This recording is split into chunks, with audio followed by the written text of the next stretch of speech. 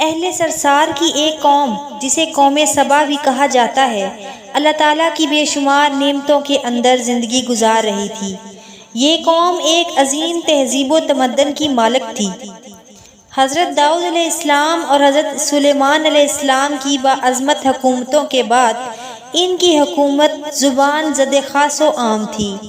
کہا جاتا ہے کہ یہ لوگ گندم کے مغز سے آٹا پیس کر روٹیاں پکاتے تھے، لیکن اس کے برعکس وہ اس قدر اسراف کرنے والے اور ناشکرے تھے کہ انہی روٹیوں کے ساتھ بچوں کا پاخانہ صاف کرتے تھے۔ بعد ازاں ان آلودہ روٹیوں کو اکٹھا کرنے سے ایک پہاڑ بن گیا۔ پھر ایک صالح شخص نے وہاں سے گزرتے ہوئے ایک عورت کو دیکھا جو روٹی کے ساتھ بچے کے پاخانے کو صاف کر رہی تھی۔ اس شخص نے عورت سے کہا، تیرے اوپر افسوس، خدا سے ڈر، کہیں ایسا نہ ہو کہ خدا تیرے اوپر اپنا غضب ڈھائے اور تجھ سے اپنی نعمت چھین لے۔ اس عورت نے جواب میں مذاق اڑایا اور مغرورانہ انداز میں کہا، جاؤ، گویا کہ مجھے بھوک سے ڈرا رہے ہو۔ جب تک سرسار جاری ہے مجھے بھوک سے کسی قسم کا کوئی خوف نہیں ہے۔ زیادہ عرصہ نہیں گزرا تھا کہ اللہ تعالیٰ نے ان لوگوں پر اپنا غضب ڈھایا۔ پانی جو کہ زندگی کی بنیادی ضرورت ہے ان لوگوں سے چھین لیا، یہاں تک کہ قحط نازل ہوا۔ بات یہاں تک پہنچ گئی کہ ان کی ذخیرہ کی ہوئی تمام غذا ختم ہو گئی۔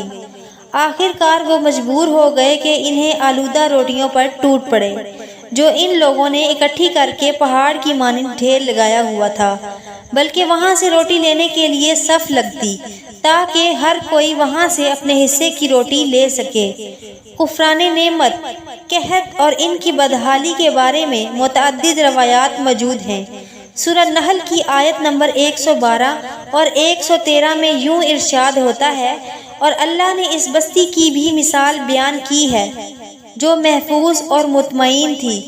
اس کا رزق ہر طرف سے باقاعدہ آ رہا تھا، لیکن اس بستی کے رہنے والوں نے اللہ کی نعمتوں کا انکار کیا تو خدا نے انہیں بھوک اور پیاس کا مزہ چکھایا، صرف ان کے ان اعمال کی بنا پر کہ جو وہ انجام دے رہے تھے۔ اور یقیناً ان کے پاس رسول آیا تو ان لوگوں نے ان کو جھٹلایا، تو پھر ان تک عذاب آ پہنچا کہ یہ سب ظلم کرنے والے تھے۔ اسی قوم سبا کے بارے میں ایک اور واقعہ بیان ہوتا ہے کہ ان لوگوں نے اپنی زراعت کو بہتر طور پر کاشت کرنے کے لیے پانی ذخیرہ کرنے کی خاطر بلک کے دو پہاڑوں کے درمیان ایک بہت بڑا بند مورب تعمیر کیا ہوا تھا۔ سوراخ اور دوسرے پہاڑوں سے گزرا ہوا پانی اس بند میں آ کر وافر مقدار میں جمع ہو جاتا تھا۔ قوم سبا نے اس پانی سے صحیح طور پر استفادہ کرتے ہوئے وسیع و عریض اور بہت سے خوبصورت باغ لگائے اور کھیتی باڑی کو رونق بخشی۔ ان باغات کے درختوں کی شاخیں اس قدر پھلوں سے لدی ہوئی تھیں کہ کہتے ہیں کہ اگر کوئی شخص سر پر ٹوکری رکھ کر ان کے نیچے سے گزرتا تو پھل خود بخود ٹوکری میں گرنا شروع ہو جاتے اور قلیل مدت میں ٹوکری تازہ پھلوں سے بھر جاتی۔ لیکن نعمتوں کی کثرت نے انہیں شکر کرنے کی بجائے سرمست اور غافل کر دیا، یہاں تک کہ ان کے درمیان بہت بڑا طبقاتی نظام وجود میں آ چکا تھا۔ ان میں سے صاحب اقتدار لوگوں نے کمزوروں اور ضعیفوں کا خون چوسنا شروع کر رکھا تھا، یہاں تک کہ ان لوگوں نے خدا سے ایک احمقانہ التماس کیا جس کا ذکر سورہ سبا کی آیت نمبر 19 میں ملتا ہے۔ انہوں نے کہا، خدایا ہمارے سفروں کے درمیان فاصلہ زیادہ کر دے۔ انہوں نے اللہ تعالیٰ سے یہ التماس اس لیے کی تاکہ غریبوں، بے نوا لوگوں، امراء اور ثروت مند ان کے ہمراہ سفر نہ کر سکیں۔ ان کی خواہش یہ تھی کہ آبادیوں کے درمیان خشکی ہو اور فاصلہ بہت زیادہ ہو تاکہ تہی دست اور کم آمدنی والے لوگ ان کی طرف سفر نہ کر سکیں۔ اللہ تعالیٰ نے ان مغرور پیٹ کے پجاریوں پر اپنا غضب نازل کیا۔ بعض روایتوں کے مطابق ان مغرور لوگوں کی آنکھوں سے دور صحرائی چوہوں نے مورب نامی بند کی دیواروں پر حملہ کر کے انہیں اندر سے کھوکھلا کر دیا۔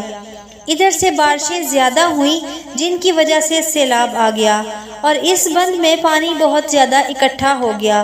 اچانک بند کی دیواریں ٹوٹیں، اس سے ایک بہت بڑا سیلاب آیا جس میں تمام دیہات، آبادیاں، مال مویشی، باغات، کھیتیاں، ان کے محل اور گھر پانی میں غرق ہو کر نابود ہو گئے۔ ان کے باغات اور زراعت میں سے صرف بیری کے درخت اور کچھ جھاڑیاں بچی تھیں۔ خوش الحان پرندے وہاں سے کوچ کر گئے تھے، جبکہ الوؤں اور کووں نے قوم سبا کے کھنڈرات میں اپنے گھونسلے بنائے تھے۔ اس بات کا ذکر سورہ سبا کی آیت نمبر 15 اور 16 میں ملتا ہے، اور آخر میں سورہ سبا کی آیت نمبر 17 میں قرآن کریم میں اس واقعے کا یوں نتیجہ نکالا ہے: یہ ہم نے ان کی ناشکری کی سزا دی ہے، اور ہم ناشکروں کے علاوہ